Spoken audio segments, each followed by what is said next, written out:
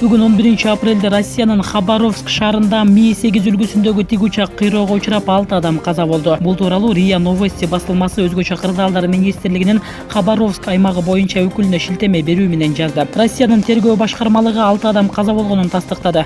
Тергөөнүн маалыматына караганда, бортто экипаждын 6 мүчөсү болгон. Учурда учак кырсыкка 3 себеп болгону айтылууда. Алар авария, техникалык жана тигучакты сыноодогу кемчилик. Бул факт боюнча Россиянын кылмыш жаза кодексиндеги 263-берененин аба транспортторунун колдонууда эреженин бузулушу негизинде кылмыш иши козголду деп жазат АК Пресс маалымат агенттиги.